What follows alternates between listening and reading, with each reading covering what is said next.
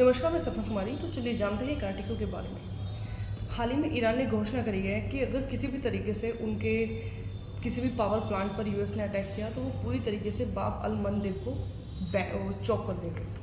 आखिर ये बाब अल मंदेब है क्या? दरअसल गल्फ ऑफ हॉर्मुज है, स्ट्रेट ऑफ हॉर्मुज है, वैसे ही स्ट्रेट ऑफ बाब अल मंदेब है, जो कि एक जिस रास्ते से पूरे एक बड़े तौर पे एक बड़े मैसिव एरिया पे ट्रेड होता है। इस पे करीब भारत में अगर ट्रेड की बात करूँ तो 1/3 ट्रेड डिपेंड करता है पूरी तरीके से, और 1/3 काफ़ी ज़्यादा है क्योंकि इंटरनेशनल लेवल पे यहाँ पर ट्रेड किए जाते हैं, जैसे कि स्ट्रेट ऑफ हॉर्मुज काफ़ी ज़्यादा इंपॉर्टेंट है, वैसे ही बाब अल मंदेब भी बहुत ज़्यादा इंपॉर्टेंट है। और इसको चौक करने की बात करी जा रही है। सिर्फ केवल एक शर्त रखी गई है कि अगर यूएस ईरान पे किसी भी उनके इंपॉर्टेंट पावर प्लांट पे अटैक करता है तो ये पूरी तरीके से चौक कर देंगे। और ये इन्फॉर्मेशन यमन में रहने वाले जो हुदी रेबल्स हैं, ईरान ने उनको इन्फॉर्मेशन दे दी है कि अगर हमारे ऊपर अटैक हुआ तो इधर से हम स्ट्रेट ऑफ हॉर्मुज बंद कर देंगे और उधर से तुम उसको बंद कर देना। और आपको बता दूं कि जब हमारा भारत का 1/3 ट्रेड इस पर टिका है तो एक बहुत बड़े लेवल पे नुकसान भी होगा। आखिर भारत को क्या इम्पोर्टेंस है, भारत के लिए इम्पोर्टेंस क्या है इसकी, भारत को क्यों चाहिए? मतलब क्योंकि 1/3 इंटरनेशनल जो ट्रेड है वो यहाँ से होता है, जिस कारण एक्सपोर्ट है, इंपोर्ट है, एनर्जी सप्लाई भी है और साथ ही साथ कंटेनर शिपिंग भी है जो यहाँ से होती है। और अगर यहाँ पे किसी भी तरीके से स्ट्रेट ऑफ ये जो बाब अल मंदेब है इसको अगर बंद कर दिया जाए तो नुकसान देखो क्या क्या होता है। सबसे ज़्यादा शिपिंग टाइम बढ़ेगा और ट्रांसपोर्ट जो कॉस्ट है वो बढ़ी जाएगी। और तीसरा है इंश्योरेंस कंपनी जो है वो इंश्योरेंस नहीं देगी।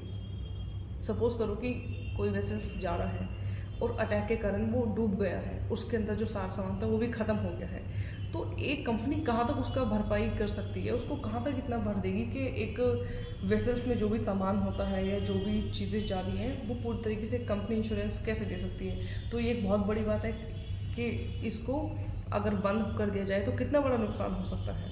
तो आपको बता दूं कि ये जो बाब अल मंदेब है ये गल्फ ऑफ एडन और रेड सी के बीच में है, इसकी जो लोकेशन है। ठीक है, अब इसका सॉल्यूशन क्या है? जो इंडिया और फ्रांस और जापान ने तीनों ने मिलकर एक चीज़ सोचा है जो 50-50 का रास्ता है, जिसको कि रोकना तो है वरना बहुत बड़े लेवल पर नुकसान हो सकता है। इन तीनों ने जिबूती यानी कि जो अफ्रीकन कंट्री है उसमें इन्वेस्ट किया हुआ है, इसलिए इनकी जो नेवी है वो करंट समय पर जिबूती पर प्रेजेंट है। तो इन्होंने सोचा है कि तीनों मिलकर एक naval trade protection task force बनाते हैं, जिससे किसी भी तरीके के होने वाले जो हमले हैं उनको रोका जाए या बातचीत से किसी भी तरीके से सहमत किया जा सके।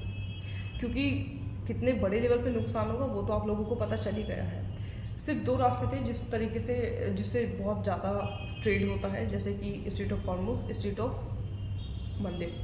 अगर यही दोनों बंद हो जाएंगे तो एक रास्ता बचता है जो कि पूरा घूम के आना पड़ेगा, केप ऑफ गुड ऑफ, पूरा साउथ अफ्रीका का नीचे से चक्कर लगा के, जिसमें टाइम टेकिंग है और कॉस्ट भी बहुत ज़्यादा है। तो इसीलिए लोगों ने सोचा है, इन तीनों कंट्रियों ने मिलकर सोचा है कि क्यों ना एक बीच का रास्ता निकाला जाए जो प्रोटेक्शन भी करे, naval trade protection task force, और अच्छे से बातचीत करके कोई ऐसा रास्ता निकाला जाए जिससे किसी भी तरीके की कोई हानि ना हो और काम में या किसी भी तरीके से उसमें दिक्कत ना हो। आज के लिए इतना ही। रोज डेली जानेंगे 8 बजे कोई ना कोई एक आर्टिकल द हिंदू से। धन्यवाद।